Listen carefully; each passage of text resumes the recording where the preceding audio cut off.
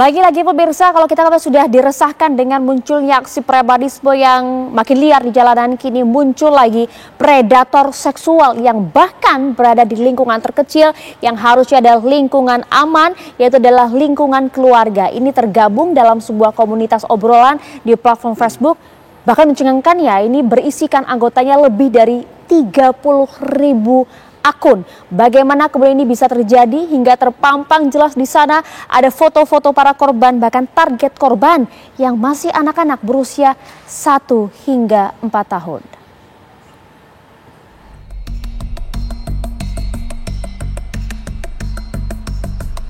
Jagat maya digemparkan dengan temuan sebuah grup komunitas di platform Facebook bernama Fantasi Sedarah.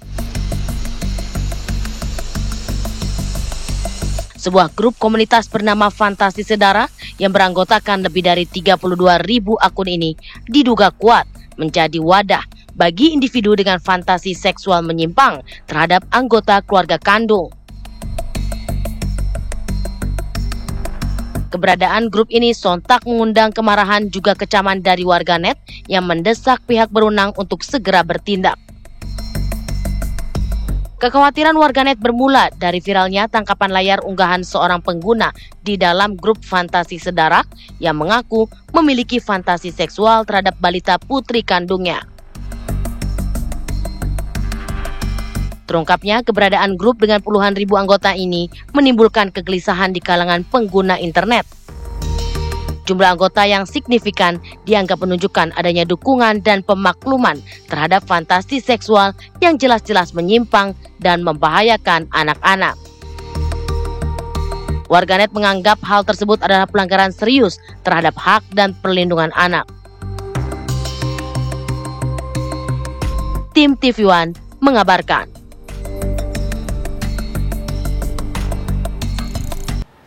Ya, ini miris, bahkan kemudian sebagian orang menyebutkan ini sungguh menjijikan kalau kita lihat pemirsa bagaimana kemudian obrolan-obrolan yang terdapat dalam kelompok atau grup Fantasi Sedarah tersebut yang berada di platform Facebook. Karena entah mengapa begitu ya dan bagaimana ini bisa terjadi. Seorang ayah ataupun kemudian juga seorang anak memiliki ketertarikan seksual terhadap orang tua maupun juga anaknya. Bahkan nampak di sana tidak hanya remaja, bahkan juga anak-anak. Mohon maaf saya sebutkan usianya 1 hingga 4 tahun ini menjadi korban dan juga target seksual mereka.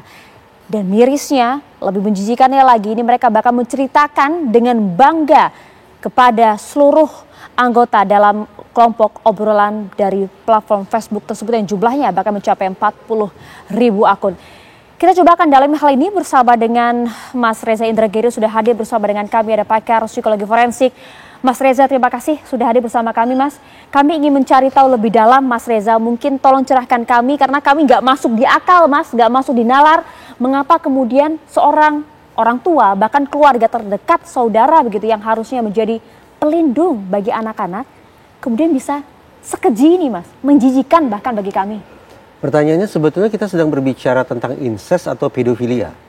Kalau judulnya adalah Fantasi Sedarah, memang ini terasosiasi dengan incest. Yes. Bagaimana keluarga yang memiliki pertalian darah satu sama lain ternyata melakukan aktivitas seksual tertentu, maaf. Atau kita bicara tentang pedofilia, orang yang pada dasarnya memiliki ketertarikan seksual terhadap anak-anak berusia prapubertas. Terlepas apakah ada pertalian darah atau tidak, tetapi sekali lagi begitu muncul ketertarikan seksual pada anak-anak usia prapubertas, disitulah terjadi atau kondisi pedofilia. Incest di sini ya, Mas, ya, jelas. Perlu dicari tahu apakah bercampur baur antara mereka-mereka yang incest dan mereka-mereka yang pedofil bercampur baur dalam grup yang sama. Nah, terlepas dari itu, kalau pertanyaannya kok bisa ya ada orang dewasa yang tertarik pada misalnya darah dagingnya sendiri pada anak-anak yang usianya masih sangat muda. Hitung-hitungan di atas kertas, Mbak Maria, pihak yang paling mungkin menyakiti anak-anak termasuk viktimisasi secara seksual memang orang dekat. Itu ada datanya, Mas? Kita kan selama ini selalu mewajangani anak kita, nah hati-hati nah terhadap orang yang asing, terhadap orang tidak dikenal. Barangkali kita harus cek ulang, relevan tidak ya nasihat semacam itu. Karena orang dekat lah, orang tua misalnya, yang tahu persis anakku di mana. Kelemahan anakku seperti apa? Apakah dia akan mudah dikendalikan dengan cara-cara ancaman atau dengan cara iming-iming? Bagaimana saya bisa menaklukkannya? Jam berapa saya bisa menjinakkannya? Dan seterusnya, dan seterusnya. Dan mereka merasa aman bersama dengan orang ini. Apalagi karena merasa memiliki penguasaan penuh terhadap diri si anak tidak mampu untuk mencari pertolongan keluar, maka hitung-hitungan di atas kertas sekali lagi, pihak yang paling mungkin menyakiti anak-anak talenta bukan adalah anggota keluarganya sendiri. Baik ayah, ibu, kakak, atau siapapun yang memang sepenuhnya bisa membuat anak terkungkung dalam penguasaannya.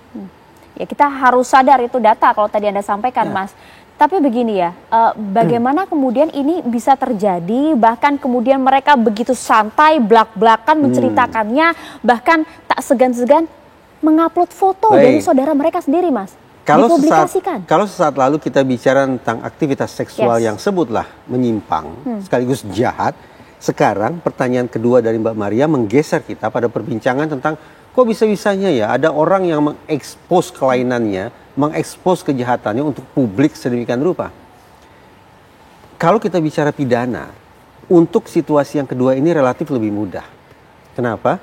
Siapapun yang menyebarluaskan informasi yang mengandung perbuatan asusila di media elektronik, hitam putihnya persoalan sudah jelas kok. Undang-undang ITE langsung menyergap itu.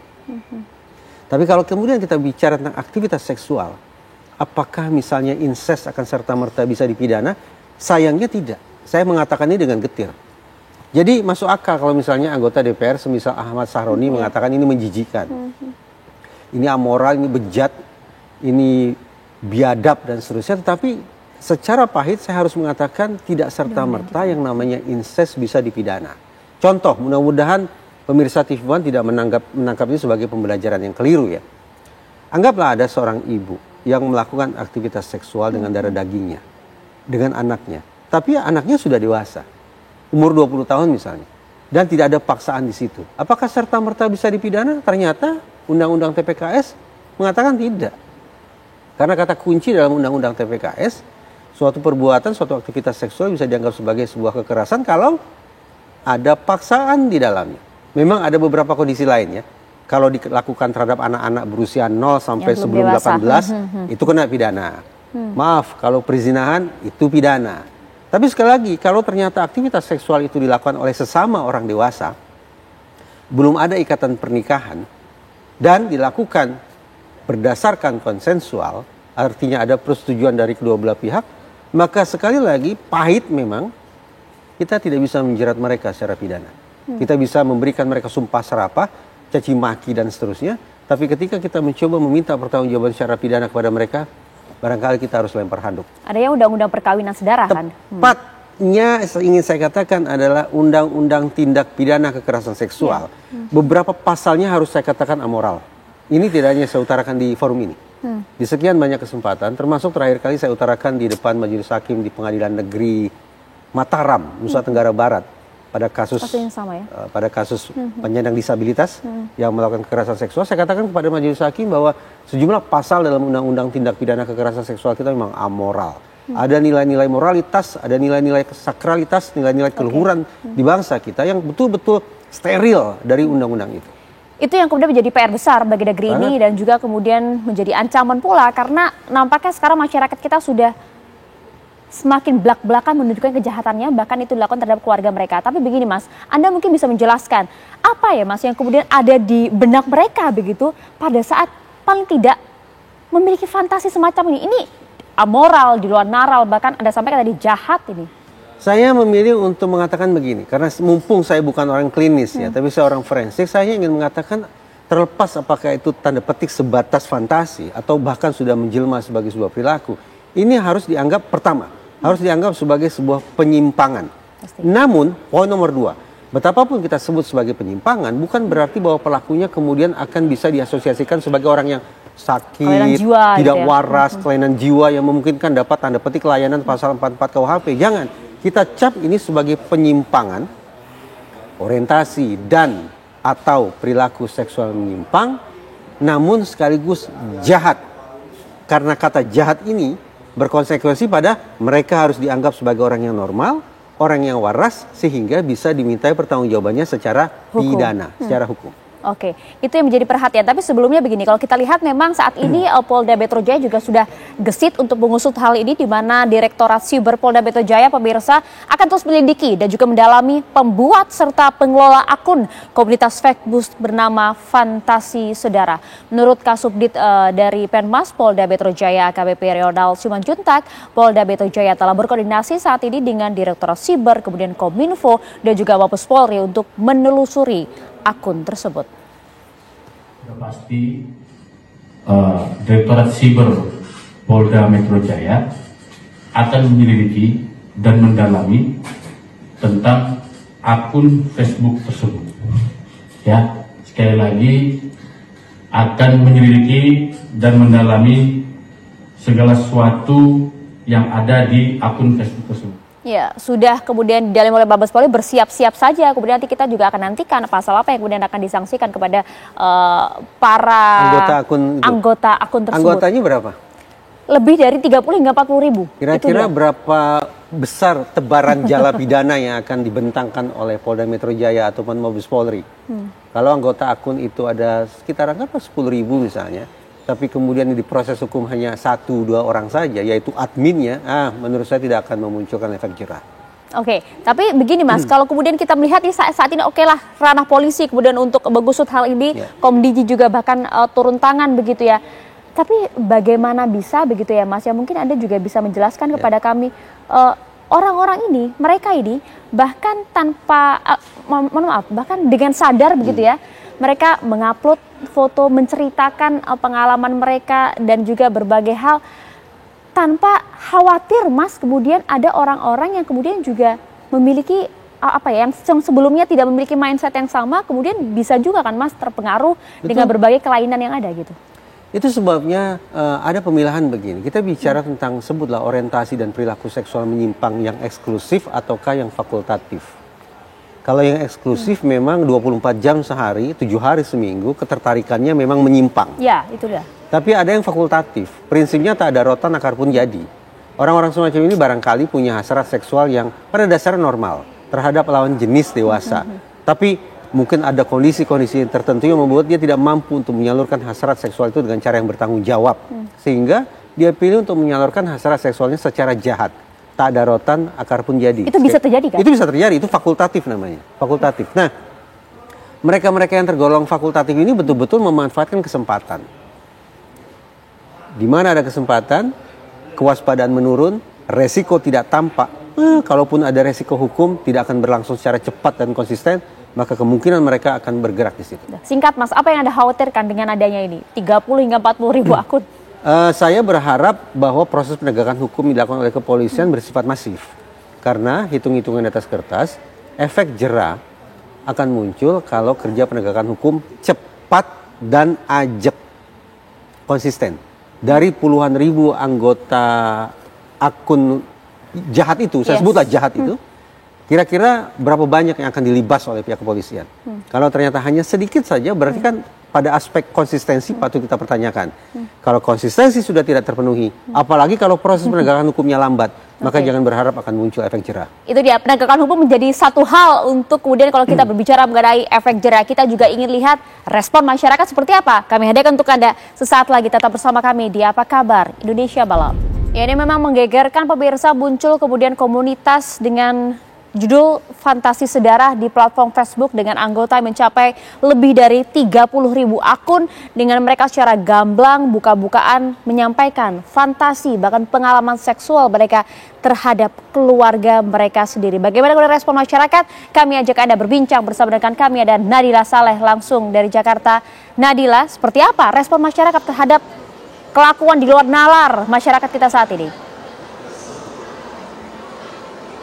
Ya, Maria Segaf dan juga pemirsa, tentunya munculnya komunitas Fantasi Sedara ini juga tentu akan memunculkan lagi opini-opini ataupun komentar masyarakat. Dan walaupun komunitas ini telah diblokir oleh pemerintah, namun keresahan masyarakat tentu masih ada. Nah, saat ini saya akan mengajak Anda untuk berbincang kepada masyarakat yang sudah bersama dengan saya di sini untuk menanyakan tanggapan mereka pertama kali mendengar komunitas ini seperti apa. Halo, selamat malam kakak-kakak. Boleh ganggu sebentar ya? Namanya siapa, Kak? Nama aku Narin. Nama aku Nasipa. Kak Narin sama Kak Nasipa udah pernah dengar komunitas Fantasi Sedara belum? Siap, sudah sebelum. Sudah. Pertama kali dengar adanya komunitas ini gimana nih? Perasaan ataupun ekspresinya? Tentunya sangat sedih, sangat kecewa dan sangat marah karena seharusnya keluarga itu menjadi ruang teraman untuk anggota keluarganya, justru malah menjadi neraka bagi anggota keluarganya. Justru saya di sini sangat amat sedih dan juga marah mengenai kasus itu. Oke. Kalau Kak Asipa gimana nih? Dengan adanya komunitas ini, menurut Kak Asipa, kenapa sih bisa sampai muncul ada komunitas seperti ini? Komunitas ini muncul karena kurangnya edukasi atau kurangnya pemahaman terkait tentang seksual, malah terkait parenting juga, apalagi karena kalau misalkan kita tahu tentang parenting, tentang bagaimana menjaga anak, hal itu tidak akan terjadi. Anak-anak bisa dilindungi, bukan dirusak seperti itu.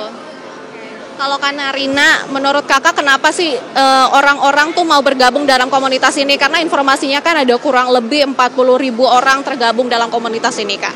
Tentunya mereka dalam pemikiran yang sama terhadap fantasi seksualnya yang kelainan itu. Makanya mereka join ke grup itu untuk mencari teman-teman yang setipe dengan mereka. Itu menurut saya. Mereka tuh butuh teman untuk memvalidasi pemikiran mereka yang kelainan itu, Kak. Harapannya untuk penegak hukum terkait dengan hal-hal seperti ini gimana nih, Kak? Diadili sih, seharusnya pemerintah mengusut tuntas kasus ini. Jangan pernah lupa, bahkan teman-teman sekalian, masyarakat Indonesia itu harusnya mengkawal bersama-sama kasus ini sampai tuntas. Makasih Kak Sipa, makasih Kak Narin udah bergabung bersama kami. Nah, Maria Segaf dan juga pemirsa, itulah tanggapan dari dua perwakilan masyarakat yang menyuarakan bahwa memang mereka miris sekali dengan adanya komunitas itu dan berharap agar kedepannya pemerintah ataupun penegak hukum dapat menindak secara adil dan tegas terhadap orang-orang yang tergabung ataupun yang membuat komunitas tersebut. Sementara itu, Maria. Terima kasih Nadila Saleh tadi mendapatkan dua warga di Sudirman, Jakarta untuk kemudian merespon hal ini, dan lagi-lagi memang semua sepakat ini merupakan tindakan yang jahat, bahkan miris meresahkan masyarakat saat ini, Mas Reza. Lagi-lagi Mas Reza, penegakan hukum, kalau tadi kemudian Anda sampaikan tadi juga ada Nasifa dan juga warga lain yang juga menyampaikan hal yang serupa gitu. Bagaimana ya membuat efek jera? Diblokir akunnya, cukupkah menurut Anda? Mari kita sepakati dulu, ini masalah hukum ya. Kalau kita sepakati ini sebagai masalah hukum, maka ada beberapa dimensi yang harus dikelola. Mulai dari preemptif. Preemptif ini berarti bicara tentang literasi bermedia sosial. Orang mengatakan udah klise itu. Tapi itu tetap realistis loh, itu penting loh. Bicara tentang bagaimana bermedia sosial secara sehat, secara bertanggung jawab. Yang kedua, dimensi preventif. Bagaimana mencegah penyebaran luasan grup semacam ini butuh perlibatan masyarakat. Yang ketiga, represif, baru peran dominan dari pihak kepolisian ini. Sebanyak-banyaknya, secepat-cepatnya meringkus mereka-mereka yang terlibat di dalamnya. Plus yang keempat adalah rehabilitatif. Sayangnya saya tidak suka bicara dimensi keempat ini. Karena saya ini ingin agar pelaku dihukum berat. Tapi kalau kemudian kita sudah singgung dimensi rehabilitatif, maka suka tidak suka kita harus bicara tentang bagaimana ya menyembuhkan pelaku. Nah, saya tidak begitu suka tuh dengan narasi semacam itu. Tapi apa boleh buat, sekali lagi ada dimensi preemptif, preventif, represif, dan rehabilitatif memang perlu dikelola secara terpadu. Oke, baik, terima kasih banyak Mas Reza Indragiri atas waktu bersama kami. Terima kasih Mbak Maria. Ini tentu menjadi perhatian besar bagi masyarakat, bagi kita semua, termasuk juga pihak kepolisian yang masih menyelidiki hal ini. Kita tunggu nanti kelanjutan dari kasus ini juga seperti apa. Terima kasih sekali lagi. Mudah-mudahan ya meringkus Fufu Fafa yang sampai sekarang belum ketahuan siapa orangnya. Karena dia juga melakukan kemesuman kan, posting-posting asusila. Nanti kita coba akan bahas dalam dialog lainnya Mas Reza. Terima kasih.